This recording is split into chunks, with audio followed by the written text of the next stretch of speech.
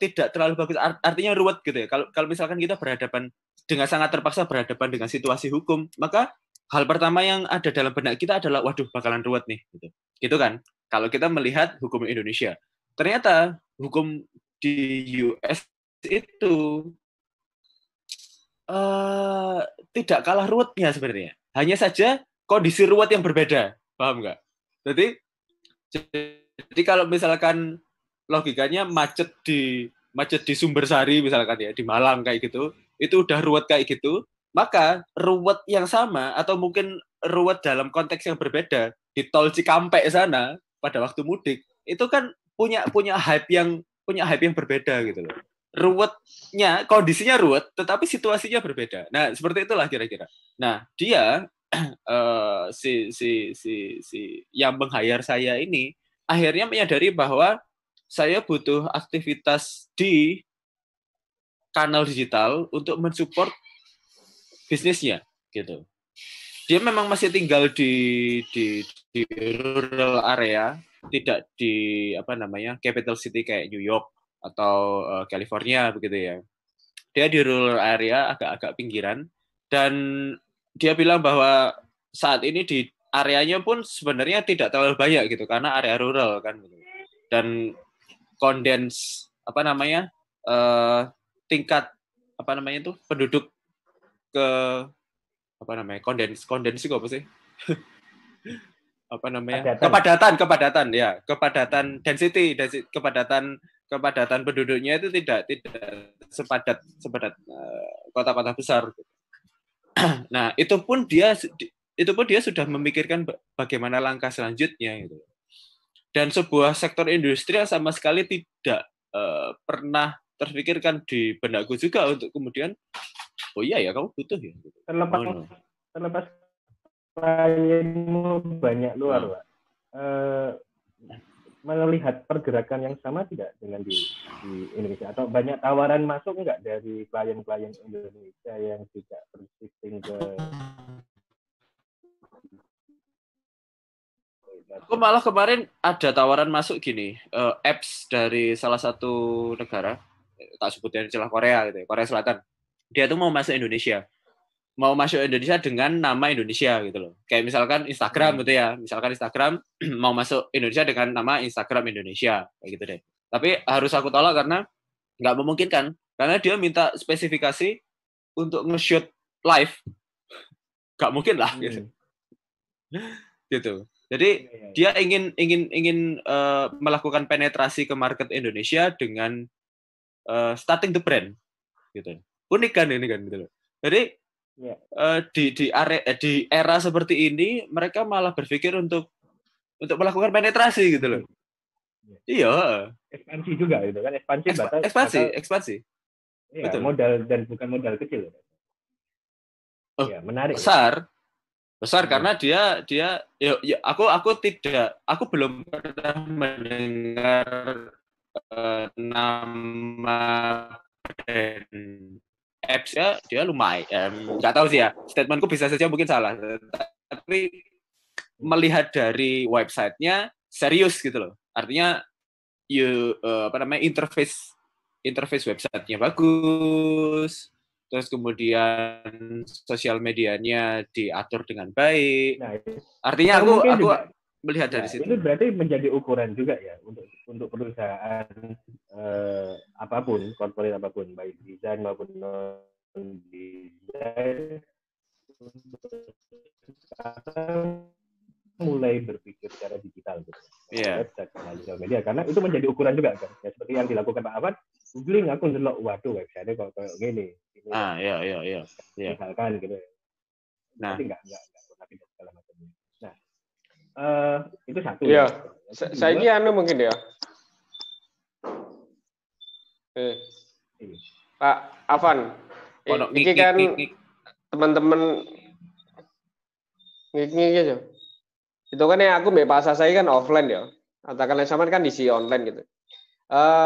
Platform yang ada di luaran sana itu kan banyak banget ya.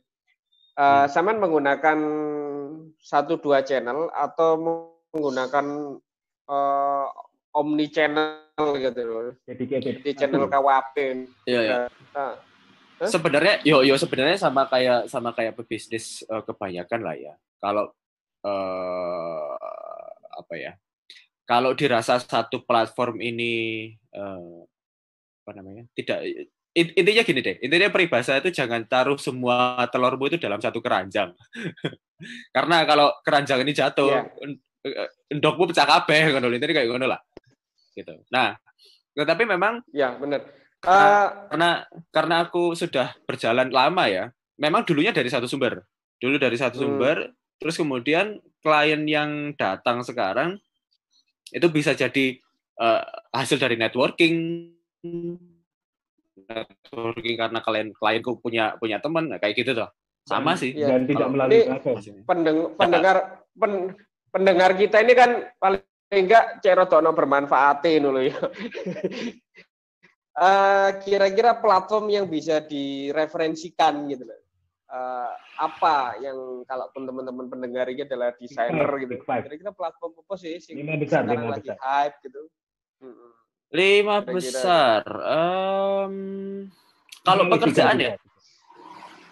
Kalau 3 tambah tipis. Desainer mana dulu gini. Pada waktu nah ini ada hubungannya juga dengan Adgi akhirnya. Pada waktu aku kemarin mau mengisi sensus apa kuwi? Sensus desainer. Keterdampaan. Aku durung isi. Sensus keterdampaan apa sensus mapping ini? Mapping apa namanya? 2020. Judulnya intinya desain 2020.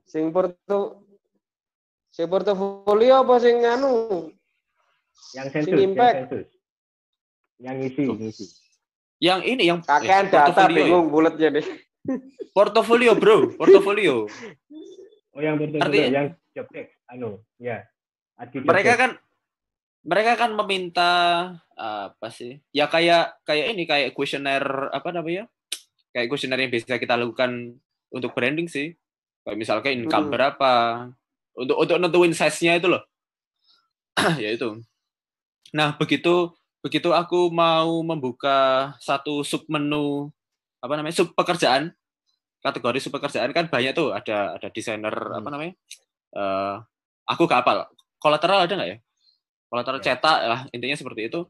Nah, aku mencari kategori itu loh, kok tidak ada. Memang sih ada pilihan. Kategorimu nggak ada. Iya aja. Kategorimu bukan di desain grafis. Memang. Media. Memang. Dan pada saat membuka sub menu itu, aku menyadari bahwa ya saya memang buka desain grafis. Terus aku tak tutuplah tab itu. Dan ini hanya menunggu saja keanggotaan Adgi Malang habis untuk kemudian saya tidak memperpanjang lagi. Seumur hidup platform tadi 5 platform untuk referensi. Aku sempat membuka apa namanya yaitu subkategori itu, salah satunya ada Microstock. Desainer yang marketnya jualannya di Microstock itu disebutkan juga di situ. Nah, sekarang kalau misalkan meminta untuk menyebutkan 3 platform platform terbesar, tergantung kategorinya apa dulu. Oke, anggap desain grafis. Sesuai sama nih video ya, editing video. Kalau editing video ada banyak sih. Yang satu yang paling banal, cost-nya itu Fiverr. Itu dalam artian murah-murahan apa sih? Murah-murahan sebenarnya. Starting point-nya tuh start from $5 kalau di Fiverr. Itu untuk yang beginner. Nah, untuk mereka yang mau start pekerjaan atau memulai karirnya di dunia digital dengan menggunakan Fiverr, ya Anda sedikit telat lah ya, karena starting point-nya $5 gitu. Mungkin tidak akan cukup untuk kebutuhan sehari-hari, karena ya masih baru betul-betul kayak junior memulai karir lah, intinya seperti itu. Yang dikejar bukan uangnya. Ini bahasan menarik, tapi ini karek 2 menit. Oh iya. Ya biarkan ini habis dulu lah ya. Biarkan ini habis dulu untuk kemudian diperbarui atau bagaimana? Rekomendasinya aja. Dua lagi. Yang dua Upwork. Upwork ini lumayan. Upwork soal bidang ya. Upwork UPWRK.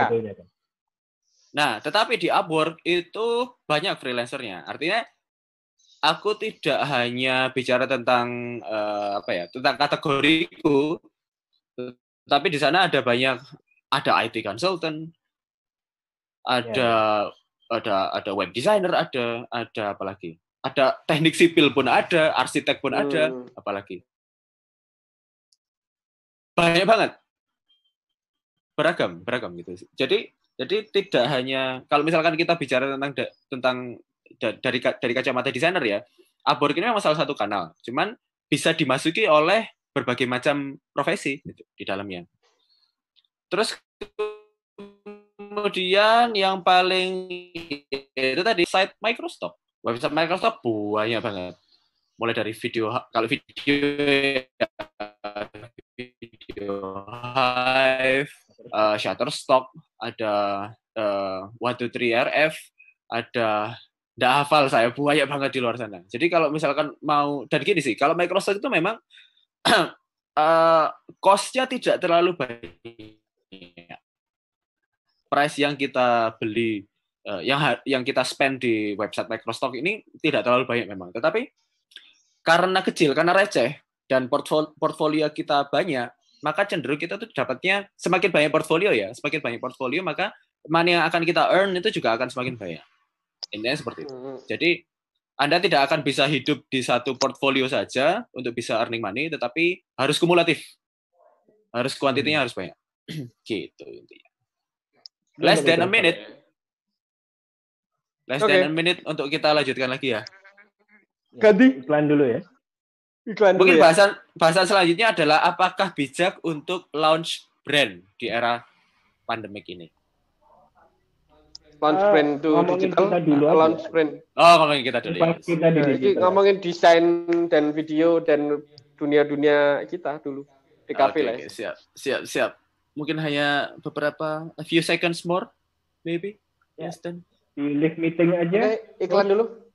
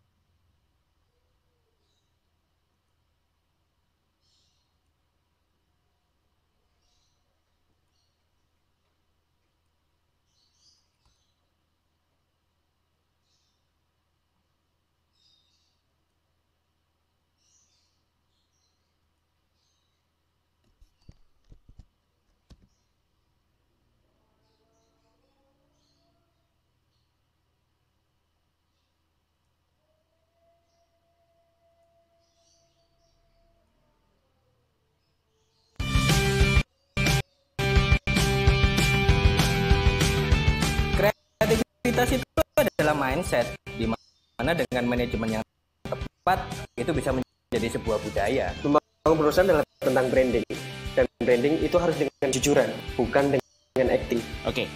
Jadi sebenarnya mudah sekali objektifnya. Desain yang bagus akan membantu mereka untuk naik kelas.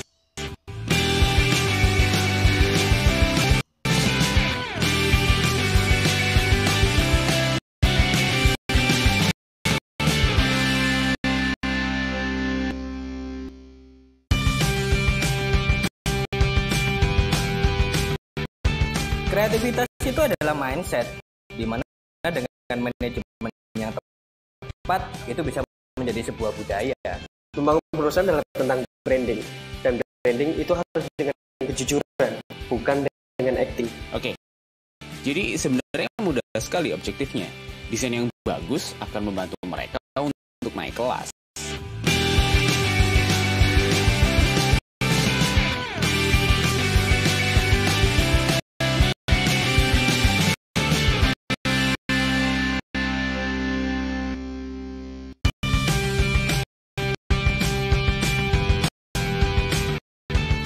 Kreativitas itu adalah mindset, di mana dengan manajemen yang tepat itu bisa menjadi sebuah budaya. Membangun perusahaan adalah tentang branding, dan branding itu harus dengan kejujuran, bukan dengan acting. Oke, jadi sebenarnya mudah sekali objektifnya. Desain yang bagus akan membantu mereka untuk naik kelas.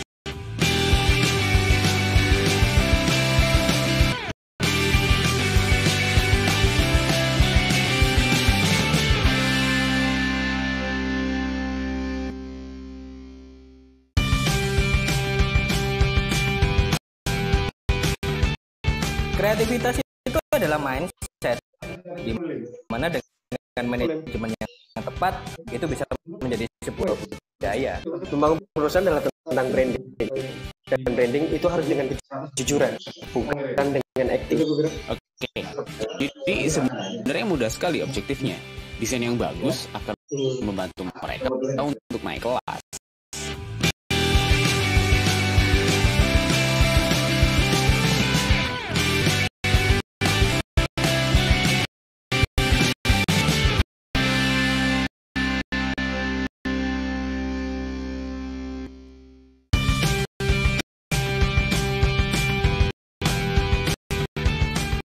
Kreativitas itu adalah mindset, di mana dengan manajemen yang tepat.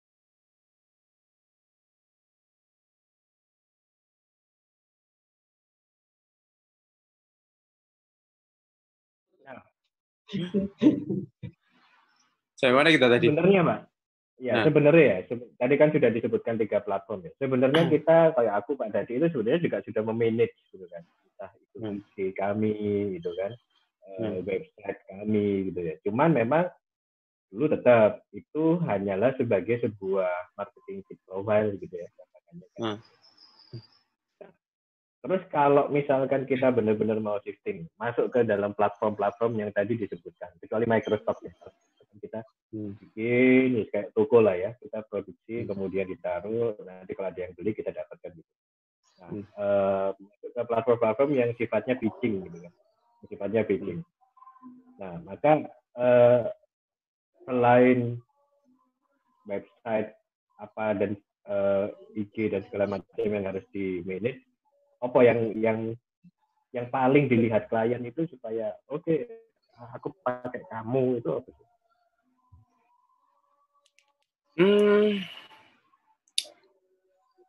Artinya berbeda ya. Pada waktu pertanyaan ini, aku menjawabnya dalam apa ya? Dalam skup yang sangat luas ya. Kalau misalkan gini, kalau misalkan kita membahas misalkan freelancer.com atau Fiverr atau Upwork atau ada apa lagi sih? Banyak banget aku nggak hafal. Itu kan sebuah marketplace di mana kita punya profile dan work history-nya recorded di situ. Dan testimonial klien itu tertera juga di sana. Sehingga dengan otomatis jika ada a potential customer yang masuk yang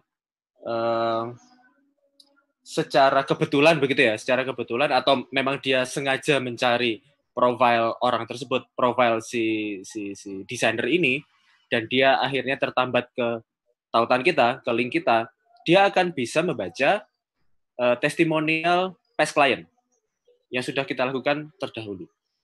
Itu kalau bicara tentang job marketplace. Tetapi kalau bicara hal yang lebih luas lagi, misalkan bagaimana cara kita mendapatkan pekerjaan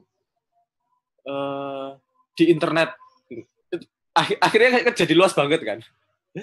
Ya akhirnya kanal-kanal yang bisa kita manfaatkan kan kanal yang punya advertisement service. Kayak misalkan, ya ini udah sering kita bahas ya. Kayak misalkan kita memanfaatkan AdSense, memanfaatkan Facebook Ad, memanfaatkan Instagram Ad. Terus kalau dengan internet kan online. Iya, kalau internet. Terus dengan berbagai macam tools analitiknya. Google Analytics misalkan. Google Data Studio misalkan. Ini untuk apa ya? Untuk seseorang atau perusahaan kecil yang mau atau willing to grow, willing to expand dari business. Nah, mereka harus pakai tools ini nih. Berarti kan tidak di dalam sebuah platform mereka bergabungnya. Mereka menyerbu pasar secara langsung gitu kan. Secara masif gitu.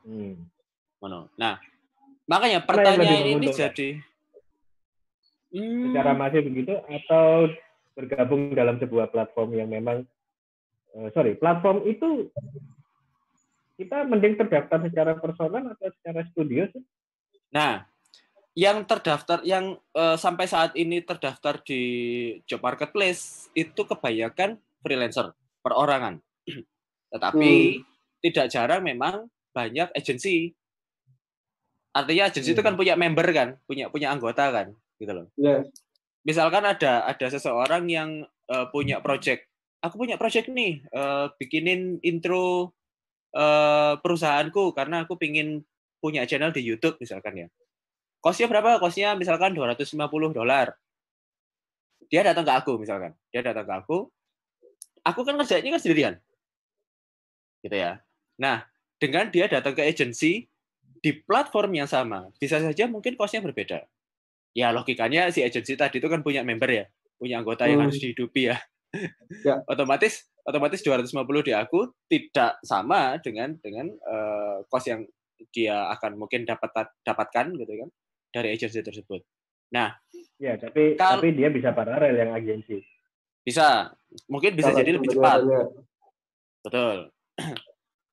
Nah, kalau mau masuk sebagai korporat, job marketplace ini jadinya terlalu kecil, gitu loh. Kalau memang dia korporasi, mending dengan resource yang ada, dengan kemampuan yang ada, dia memanfaatkan tools analitik ya, funneling market funneling itu loh. Itu untuk kemudian bisa untuk bisa menggrab pasar lebih besar, lebih luas, lebih besar. Gitu. Karena yang studio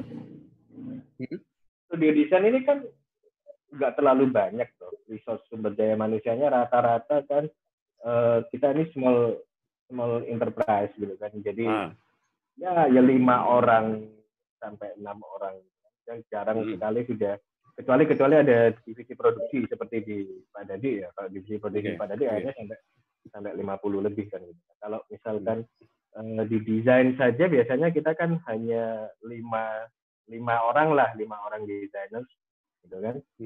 Dengan isi 5 orang, mana yang masih lebih ideal? Mau ambisin pasar besar langsung atau bermain di platform itu? Kalau kita bicara tentang masalah ideal atau tidak, nah kita perlu menyamaratakan nih, ideal buat kita itu kayak gimana? Ideal kita dapat income per bulan tuh no. Akan sangat berbeda nantinya. Gini. Berapa billing atau apa? Berapa billing itu apa? Bahasa Indonesia. Berapa target? Nah, dalam sebulan si perusahaan kecil ini untuk dapat income. Itu dulu deh. Anggap di 30 sampai 50 lah ya. 30 sampai 50. Aku lek ngoyo ya iso sakno.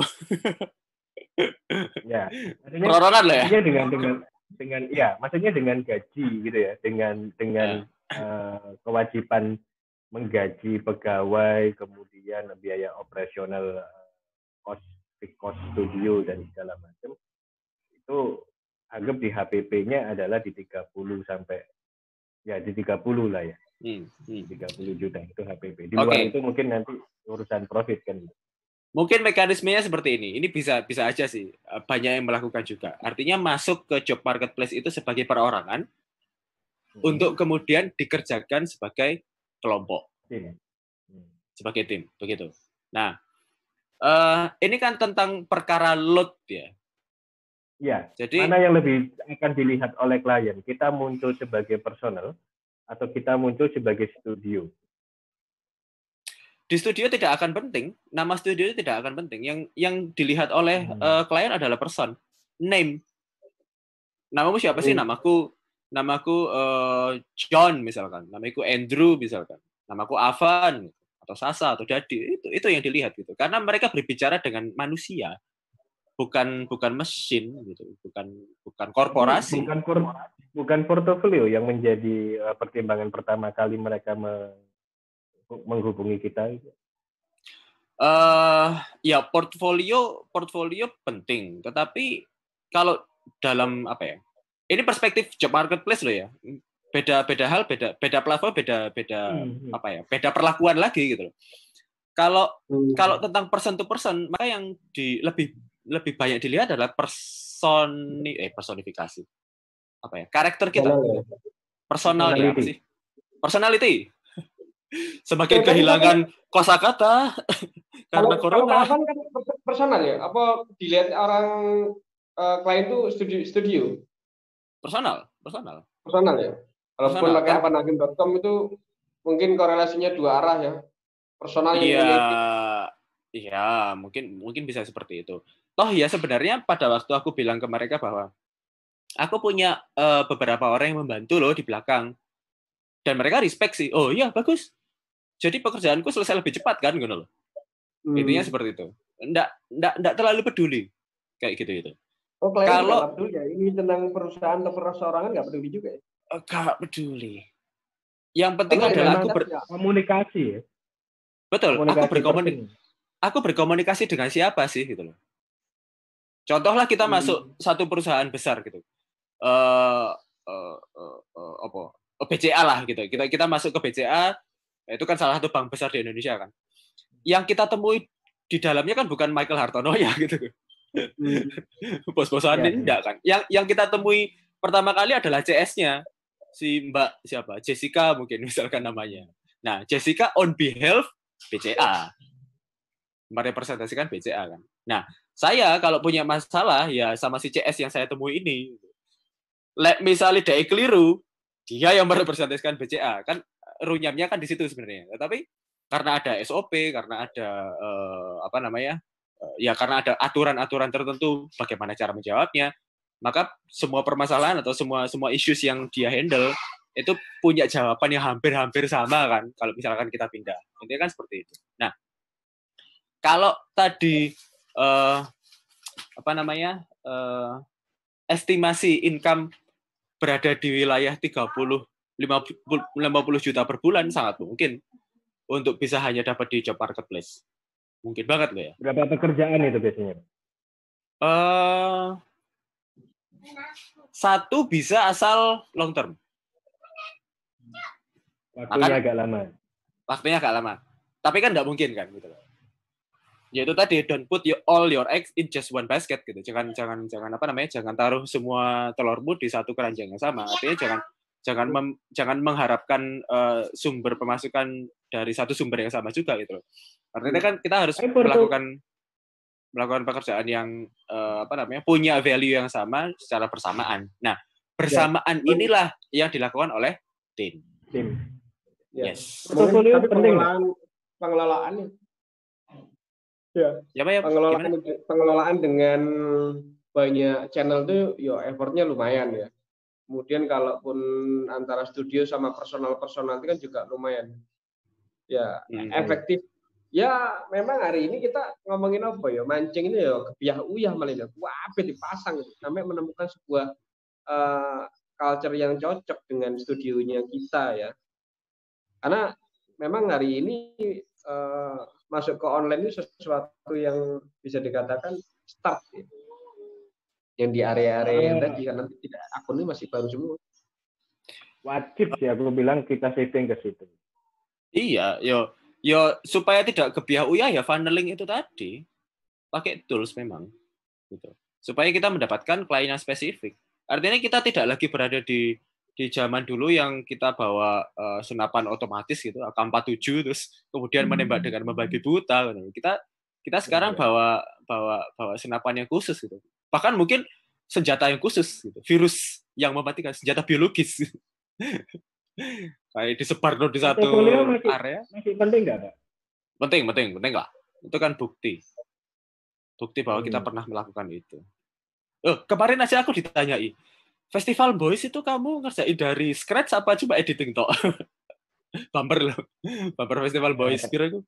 Festival Boys 2 berapa? 2. Aku kerjaan 2 ya. Betul. 2. Yang botol Iwan. Belum tak jawab tapi ya habis ini mungkin tak jawab. Gitu sih. Nah, sekarang pertanyaan saya selanjutnya. Sampai segagap apa sih, stuttering apa sih untuk kemudian di era seperti ini yang kita masa bekerja dari rumah ya, itu untuk berpindah ke digital. Setertatih apa sih yang kalian rasakan? Satu itu memang kita istilahnya buta gitu ya, buta ketika terus aku kudu ngapain? Aku sudah bikin IG, aku sudah bikin website, aku updating IG-nya, kemudian bisa dikatakan mungkin entah ini termasuk tidak, kita rajin memasang story gitu kan tentang paket-paket yang kita siapkan, share juga ke banyak grup. Tapi mungkin ya itu tadi karena tidak spesifik, jadi kan ini masih istilahnya ya udah sebar ke pasar, kalau ada yang ketangkep kemudian dipropos apakah gimana dan segala macam. Pertanyaan. Atau mungkin mana yang lebih penting? Melakukan pekerjaan kecil banyak dan dapat 30 sampai 50 juta atau mengerjakan pekerjaan yang aku mungkin akan bakalan suka nih. Aku akan bakalan bangga nih untuk menceritakan ke semua orang gitu bahwa aku pernah melakukan seperti ini. Tetapi nominalnya tidak terlalu besar. Kalau aku secara bisnis, aku berpikir pekerjaan yang ini mindset di offline dulu ya. Pekerjaan nilai 1 sampai 5 juta yang kecil gitu ya. Cepat selesai, cepat terbayar dan itu berulang. Itu bagus buat bisnis. Cash flow. Itu sih. Nah, kalau memungkinkan di digital pun sama. Ya. Jadi kalau dilihat dari istilahnya mobilitas orang tamu lah istilahnya. Tamu yang datang ke sini itu bisa dikatakan ya berkurangnya hampir separuh untuk tamu yang datang ke studio. Dan semua rata-rata sudah ke email ataupun ke WA semua gitu. Dan tatap muka itu sebenarnya kan ada sebuah treatment tersendiri ya ketika ngobrol sama orang gitu ya, karena terbiasaan ini ngobrol sama orang, psikologisnya, matanya dan segala macam kita paham gitu. Tapi begitu hari ini memang bisa dikatakan hampir enggak begitu banyak orang dan datang ke sini, mau nggak mau ya culture yang memang tadi tak ceritakan ada culture online ini kita rubah secepatnya gitu. Dan gagap atau tidaknya memang kita didorong untuk langsung masuk ke sana. Contohnya yang tadi kita mau ke freelancer, kita mau ke tokomi.id gitu ya, ke Shutterstock dan segala macam ya. Memang akun-akun kita masih ada di Behance, kita ada di Kreavi ya. Kita mengulang kembali dan membuat sebuah percepatan yang sebenarnya 5 tahun yang lalu sudah dirancang. Tapi hari ini kita benar-benar didorong untuk percepatan itu. Gagap ya memang sedikit kewalahan secara teknikal ya, karena memang di sini kan banyak orang. Jadi katakan mau pivot itu kan nggak bisa langsung cepat gitu loh. Masih ya kamu gimana, paham nggak kalau ini portofolionya mempersiapkan seperti apa. Itu sih memang kegagapannya adalah anak perusahaannya banyak orang, jadi harus kita satukan dulu. Kalau ya gini sih, gini. Kalau memang kebiasaan yang muncul, Maksudnya Pak Dadi tadi cerita bahwa kebiasaan yang seringkali berlangsung di kantor adalah orang lain datang, terus kemudian bertatap muka, face to face gitu ya, face to face, terus kemudian ngobrol begitu kan. Nah, sebenarnya situasi seperti ini adalah kita bisa merangkumnya dalam sebuah sebutan bahwa ini adalah public relation yang berperan toh gitu loh. Artinya person meet to person. Dan keputusan dia mendatangi Utero pada waktu itu sebenarnya kan sudah melewati banyak layer gitu kan. Is that make sense? Jadi okay. entah dia melihat billboardnya, entah dia melihat artinya billboard kan advertising kan, promosi ya. Entah dia direkomendasi, mendapatkan referensi, berarti kan word of mouth. Atau dia melihat AdSense, berarti kan ya periklanannya. Nah, berarti yang kalau misalkan kita mau berpindah ke digital, ya sebenarnya sih kita tidak 180 derajat melakukan perpindahan yang sangat-sangat baru. Ya. Betul. Ya. Cuma kita menyesuaikan aja sih. Menambah channel. Ya. Betul. Maka sebenarnya aktivitas public relation-nya inilah yang kemudian dicarikan platform yang cocok untuk bisa bertemu secara tatap muka. Itu sih. Ya, upgrading juga secara bahasa ya. Yang kemarin tuh bahasanya hampir sekarang Malangan, bahasa Indonesia. Yang sekarang kan upgrading speak kan ya juga bahasa Inggris. Terus profile sudah mulai dirubah juga menjadi 2 bahasa. Ini yang bisa saya katakan di studio kita posisinya adalah sedikit lebih punya waktu yang rada lumayan suwe gitu. Oh, oke. Karena apa nih? Karena kendala apa nih? Orangnya yang mentranslasikan? Secara divisi juga banyak banget, secara personal juga nggak semuanya paham tentang platform-platform itu gitu. Masih sinau kan gitu. Tapi positioning kemana sekarang klien-kliennya? Anda berdua. Kalau klien-klien yang masih kontrak ya, misalnya secara yang sudah jalan, ya tetap sih beberapa perusahaan-perusahaan kayak teknologi, handphone dan segala macam itu masih rokok-rokok juga masih ada. Gitu. Cuman kalau untuk yang versi UKM itu kan posisinya dia lebih banyak ke desain packaging ya. Nah, terus kalau yang memang tiba-tiba datang klien baru itu yang sekarang sedikit ada efeknya gitu. Makanya kalau dengan harapannya online itu akan jalan, mungkin ya yang klien-klien baru itu bisa jalan di area. Dan satu samudra baru lah bagi saya. Area internasional sampai sejauh ini bagaimana? Kita nggak ono. Belum. Nggak ada klien internasional. Kita belum bermain. Hari ini kita bedor. Ini ya.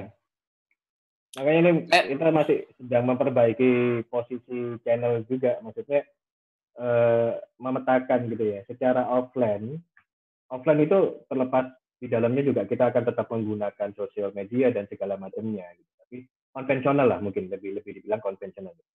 Secara konvensional merespon dengan kondisi yang sekarang, apa yang harus dilakukan. Intinya kan seperti itu. Sementara kita juga harus membuka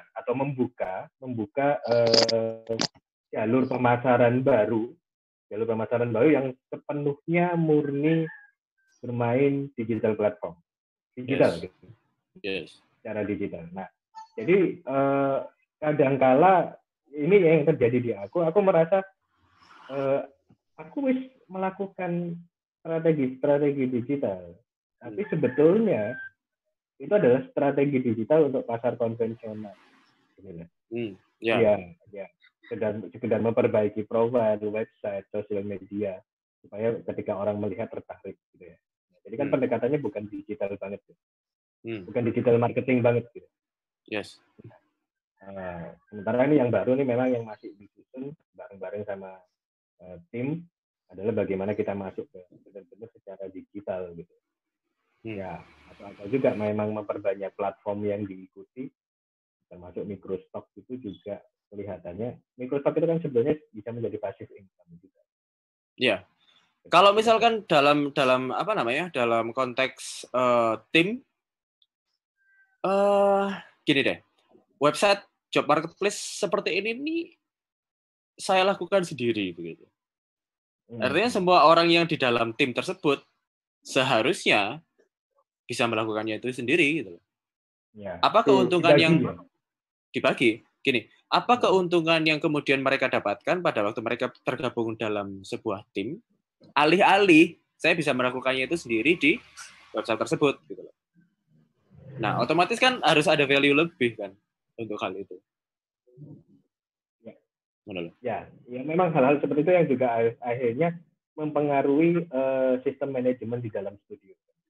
Kalau dulu, misalkan secara konvensional, pekerjaan itu kan datangnya dari tim marketing.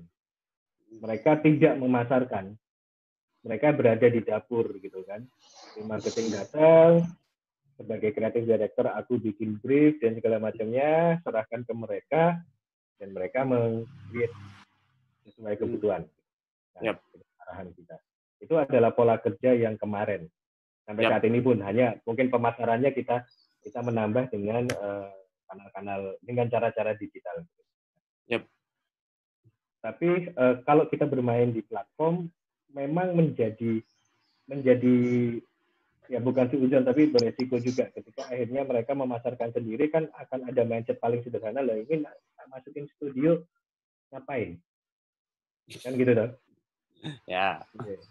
Ngapain tak masukin studio gitu kan dong. Ya. Ini yang dilihat saya gitu. Yang dapat pekerjaan saya kan gitu ya istilahnya. Saya kerjakan pun sendiri. Bisa. Mungkin juga gitu ya. Ya bisa gitu. Terus ngapain? Ini kan juga menjadi sebuah tantangan gitu ya. Untuk sebuah tim bisa tetap solid gitu. Sebuah studio bisa tetap solid gitu. Nah, kalau misalkan dilakukan di satu kanal, di satu orang, ya yang paling benar yang melakukan si owner gitu. Iya, dan menutup semua akses apa namanya? Iya, akses apa ini? Akses pemasukan. Iya, dan tapi ya di satu sisi sebetulnya ketika membangun komunikasi yang baik dengan tim gitu ya, bahwa ini adalah saat dimana kita membangun sebuah brand ini bukan milik satu orang gitu. Nah, jadi aku melihat resiko terbesar dari sebuah perusahaan adalah ketika mereka akhirnya harus share kepemilikan. Menjadi sebuah bukan posisi mereka bukan lagi bekerja. Tapi posisi mereka adalah partner. Kalau posisi itu yang dibangun, maka siapapun yang berkembang kan akan mengangkat yang lain. Jadi secara psikologis gitu ya, secara mentality yang dibangun. Kalau dengan platform digital seperti itu, sebuah studio masuk ke situ dengan hierarki yang cukup ini akan banyak masalah saya pikir. Kalau dengan hierarki ada atasan, ada bawahan, ada ini junior designer dan ini agak susah juga ya. Tapi kalau sebagai sebuah tim di mana partnership gitu ya, kayak law firm itu kan ini dan partner ya, gitu kan, associate gitu, itu aku pikir masih mungkin sih. Gimana? Makanya cara menjawabnya sebenarnya sangat berbeda gitu. Kalau tadi pertanyaannya adalah bagaimana survive di dunia digital atau how to start career in digital industry, bukan digital industry ya, digital platform. Aku punya jawabannya berbeda-beda gitu loh. Tergantung siapa yang nanya. Seperti kami. Okay. Apa yang berarti harus kan dilakukan? Berarti kalau studio, scope-nya harus besar, nominal uangnya harus besar juga kan, gitu loh. Nyarinya jangan yang kecil-kecil malah. Iya, karena harus menghidupi banyak orang. Tapi terbukti kalau secara bisnis konvensional yang kecil-kecil gitu yang aman, Pak. Yang gede-gede MM-an ditagih rong tahun gak teko-teko ya. Gini, Penting. Nah itu tadi, pentingkah misalnya nang desain ya, ngerjain desain, iki cropno apa jeniku image ini kamu tak bayar $5, tapi one time only. Tapi terus kemudian ada 10 pekerjaan seperti itu dalam satu hari. Untuk studio ya. Ini pertanyaan untuk studio. Ya. Kalau studio itu sekarang yang dipikirkan adalah mempertahankan cash flow karena biaya operasionalnya sudah ada. Posting operasional itu yang harus tertutupi dalam setiap bulan. Enggak. Pertanyaanku adalah seperti ini, gitu. Nge-crop image. Everybody can do it. Bahkan mungkin bisa dari Android lah gitu, bisa dari handphone lah gitu. Nah, tetapi ada 10 orang yang butuh pekerjaan ini dan willing to pay $5 for each project. Nah, buat orang yang ada di dalam cashflow tak ambil. Cuman gini. Pertimbangan cashflow, oke. Cuman kan dalam tim ini yang ada anggota ini, semua orang akan berpikir, "Cetalah, dalam satu pekerjaan aku nge-crop gambar ini gajiku podo setiap bulan. Kok bosku itu akeh? Aku kan bisa melakukannya sendiri gitu loh." Ya itu tadi, makanya aku bilang, ketika kita masuk shifting ke digital sebagai sebuah studio, maka sistem manajemennya pun juga harus ada yang disesuaikan. Kalau dengan sistem seperti itu, itu maka yang bisa dilakukan adalah satu marketing, satu pintu marketing. Nah, tapi kalau dan ada resiko berpikir seperti itu memang terjadi, gitu kan? Ya. Mereka mungkin mereka exit gitu kan? Iya. Mereka exit dan melakukan sendiri. Mereka berpikir seperti itu. Ya. Maka ya itu tadi, komunikasi dalam tim juga penting. Bagaimana untuk merasa bahwa kita ini perusahaan tuh nggak akan tak tinggal. Ya. I do whatever I need. Ya. Dan kemudian yang tadi seperti tak singgung sih, sebenarnya beyond that itu personality. Representasi si studio ini loh, representasi si orang ini loh. Mungkin di dalam satu studio ada 5 orang ya, ada 5 orang. Yang jago ngomong 1 orang ini gitu. Nah, maka yang harusnya menjadi sebuah representatif ya 1 orang yang pintar ngomong ini gitu loh. Karena setiap kali klien yang akan bakal ketemu sama dia gitu loh. Ya. Si 4 yang lainnya tidak akan dapat pekerjaan kalau misalkan dia tidak bisa melakukan tugasnya dengan baik. Pun demikian sebaliknya, dia tidak akan dapat image yang bagus pada waktu hasil pekerjaan yang dilakukan oleh 4 orang ini buruk gitu. Artinya apapun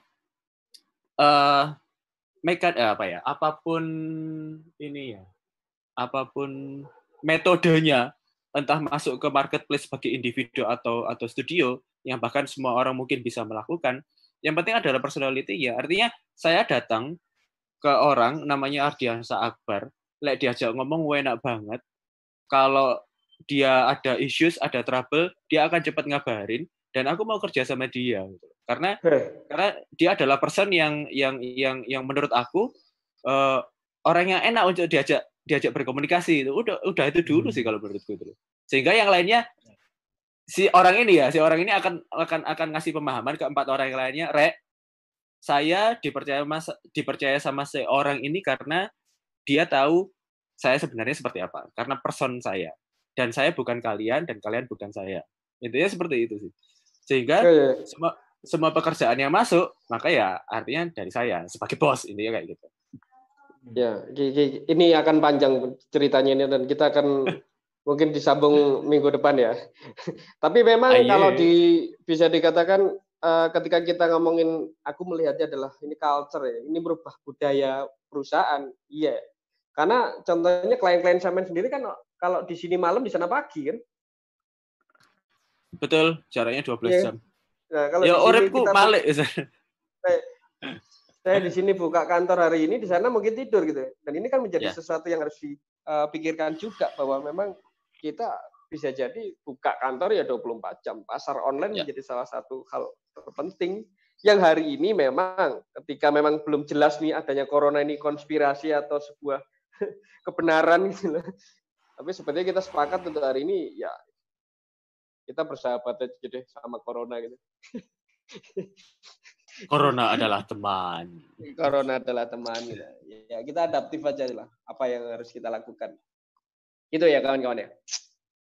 Ya, betul. Saya pun mancal juga di rumah. Iya. Ya kita relakan dulu kita nggak bertemu dalam waktu yang cukup lama, kita nggak ngopi. Ngopi terakhirku adalah di Barat Timur. Oh iya ya. Itu bulan apa itu? Cukup lama sekali. Jadi memang benar-benar pertemuan sekarang itu kayak penting banget loh ya. Iya. Barat Timur. Ya oke lah. Dan Barat Timur sampai kemarin masih buka sebelum dilaporkan. Hah? Dilaporkan? Sempat ah? Sempat buka mereka. Tapi di kampung-kampung sih sekarang juga kafe-kafe itu di kampung-kampung di jero. Jadi dimakan orang, diminum orang-orang wilayah kampung sendiri. Bikin kalau itu masih tidak apa-apa lah.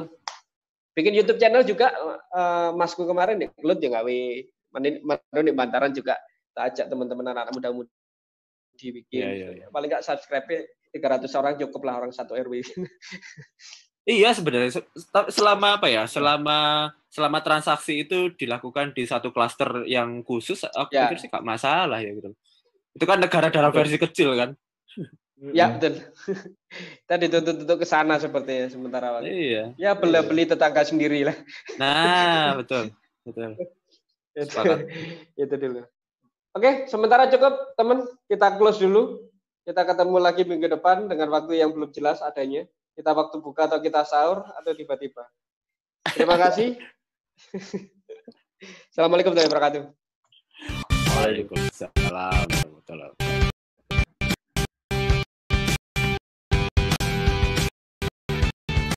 Kreativitas itu adalah mindset di mana dengan manajemen yang tepat itu bisa menjadi sebuah budaya.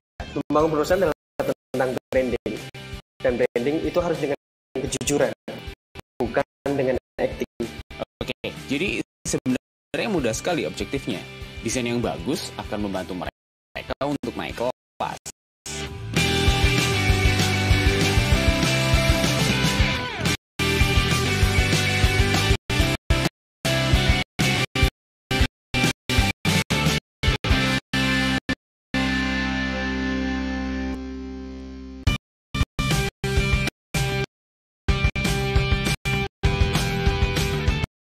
Kreativitas itu adalah mindset di mana dengan manajemen yang tepat itu bisa menjadi sebuah budaya. Membangun perusahaan adalah tentang branding, dan branding itu harus dengan kejujuran, bukan dengan acting. Oke, jadi sebenarnya mudah sekali objektifnya. Desain yang bagus akan membantu mereka untuk naik kelas.